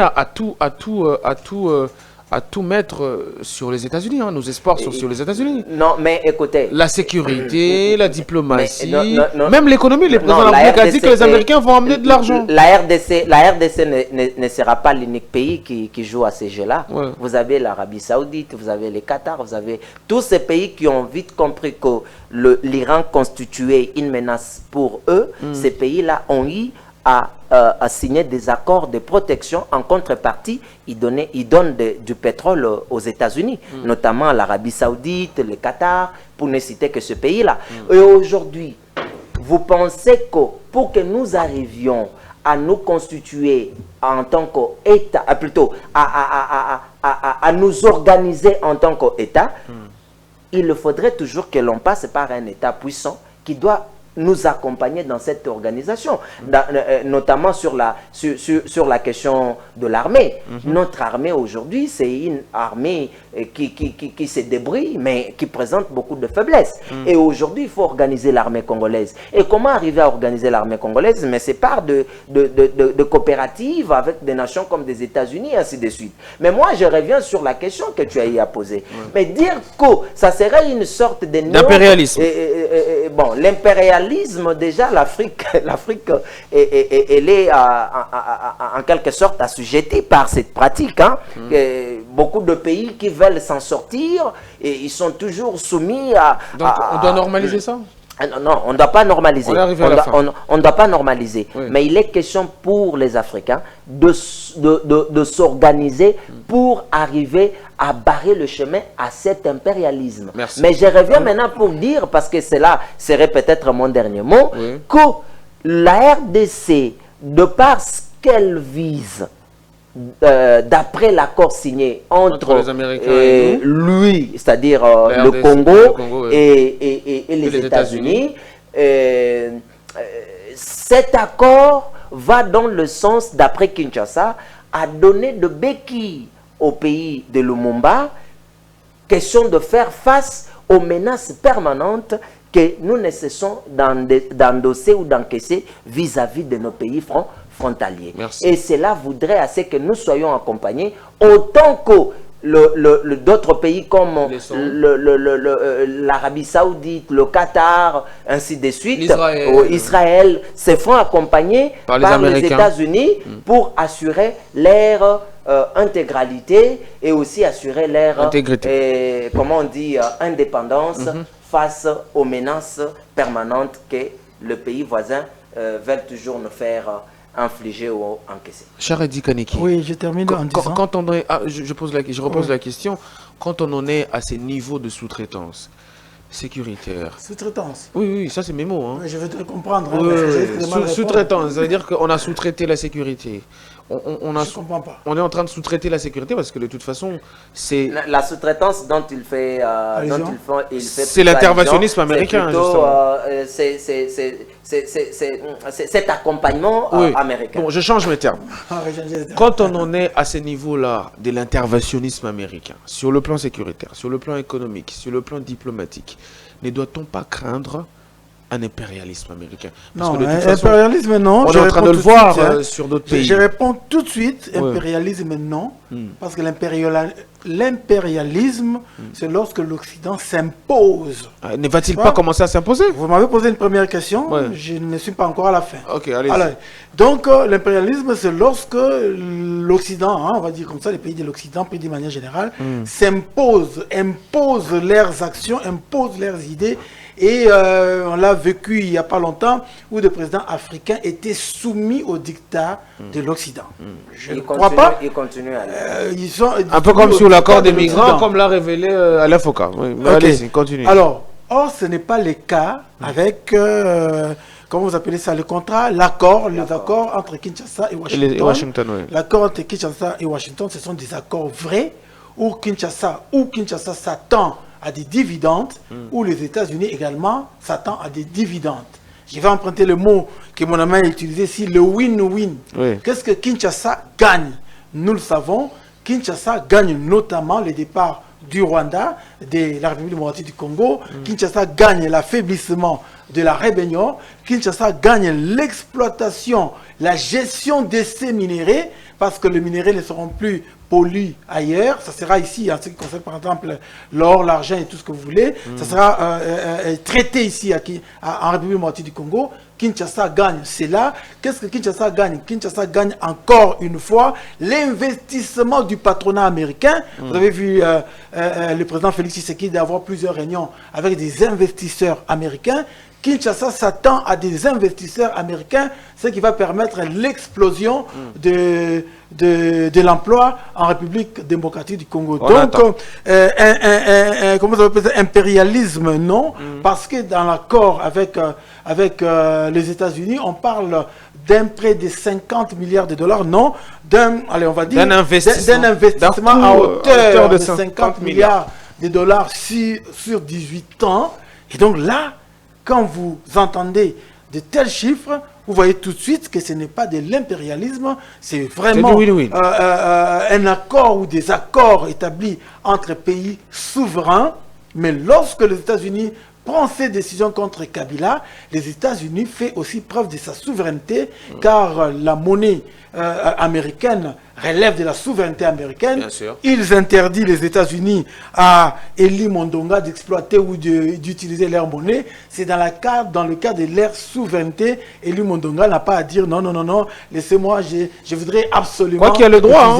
Je voudrais absolument utiliser votre monnaie. Il y a quand même donc l'impérialisme, mon cher ami, nous sommes loin de là. Si déjà Félix, j'allais dire Sassou Nguesso, pas Félix Tshisekedi, Sassou Nguesso passe aux 40e élections, je ne sais pas, à 93%, on voit bien que la France n'a plus la même mise en République démocratique. C'est ça, hein? République du Congo. Non, la France a la même mise. Non. C'est la France qui... Non, la France... Non, pas du tout. Exactement. Pas du tout. J'ai des éléments. Là, c'est un autre débat. Ouais, mais en tout cas, je voulais on a dire... fini en plus. Hein. Oui, je voulais dire que l'impérialisme d'hier, aujourd'hui, nous n'en sommes plus là. Vous avez cité notamment, comment il s'appelle, Traoré. Ibrahim. Vous l'avez quand même applaudi un peu, malgré qu'il gère de main de fer avec une certaine dictature.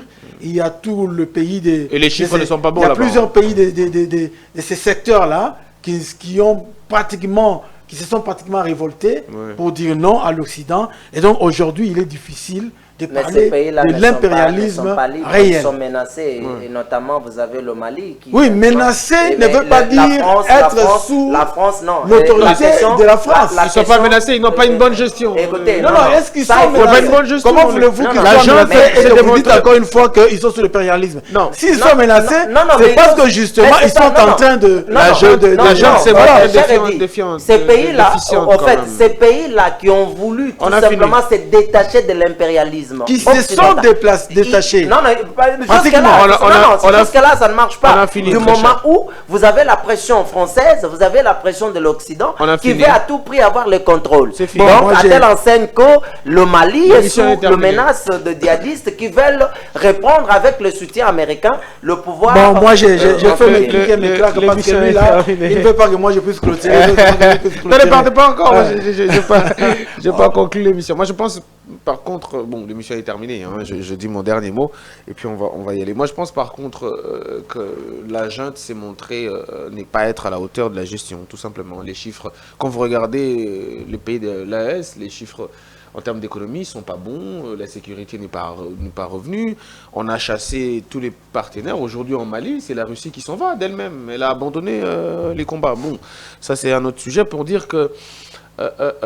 les révolutions ou les coups d'État ne sont jamais des alternatives à la démocratie. Ça, il faut à un moment donné qu'on se le dise. Cette émission est terminée, mesdames et messieurs. C'était un plaisir de vous avoir, cher Guy, cher Eddy Kaniki. J'espère que vous allez revenir le samedi prochain. Habituez-vous, hein, de temps en temps, samedi, ça sera un plateau comme ça. On sera un peu plus détendu. Mais moi, je tiens déjà à saluer un débat qui était de qualité, effectivement, très respectueux. Où chacun a su dire ce qu'il avait, ce qu'il savait sur les questions qui ont été vôtres. Effectivement. Merci. Merci à vous qui avez suivi. Moi, je pense juste, pour donner mon dernier point de vue là-dessus, je pense qu'il faut quand même qu'on garde les yeux sur la position américaine. Parce que n'oubliez pas, quand on est allé demander l'accord avec les États-Unis pour la sécurité, c'est les États-Unis qui ont ramené Kigali. Quand c'est Kagame qui dit qu'il n'y est pour rien dans le conflit au Congo, c'est les États-Unis qui sanctionnent Kabila pour dire que voilà, le responsable de la FC-123, c'est Kabila. À quel jeu jouent les Américains? Cette question reste quand même assez pendante. Est-ce qu'ils sont en train de disculper un vieux allié dans cette histoire, ou sont-ils vraiment en train de basculer aux côtés de la RDC? C'est sur cette question-là que je boucle finalement la boucle et je clôt cette émission.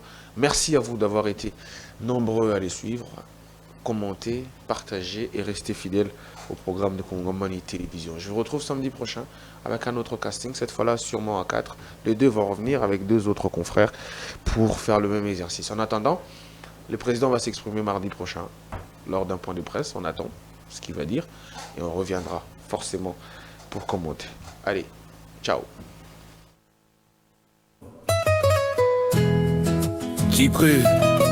Imani mwenye na isongo pe na kimani